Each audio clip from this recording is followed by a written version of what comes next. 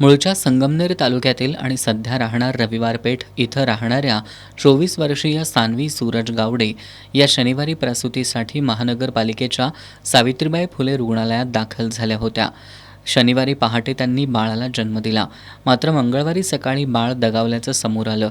नातेवाईक आणि परिसरातील सामाजिक कार्यकर्त्यांनी डॉक्टर आणि परिचारिकांच्या हलगर्जीपणामुळे बाळ दगावल्याचा आरोप करत रुग्णालयात गोंधळ घातला होता।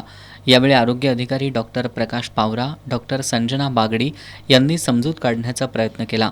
महापालिका प्रशासनाच्या वतीनं यासाठी चौकशी समिती नेमून त्याचा आणि शवविच्छेदनाचा अहवाल प्रशासक के मंजुलक्ष्मी यांना सादर करण्यात येणार असल्याची माहिती आरोग्य अधिकारी डॉक्टर प्रकाश पावरा यांनी दिली।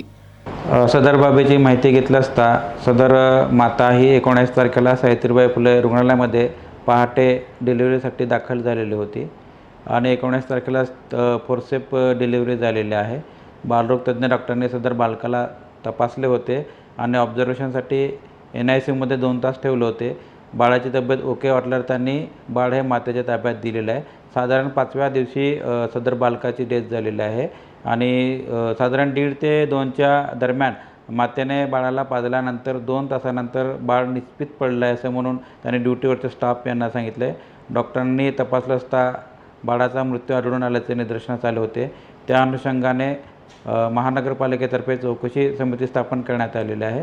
चौकशी समितीचा रिपोर्ट आणि पोस्टमॉर्टमचा रिपोर्ट असं एकत्रित आल्यानंतर आम्ही वरिष्ठांकडे पुढील कार्यवाही करण्यासाठी सादर करू।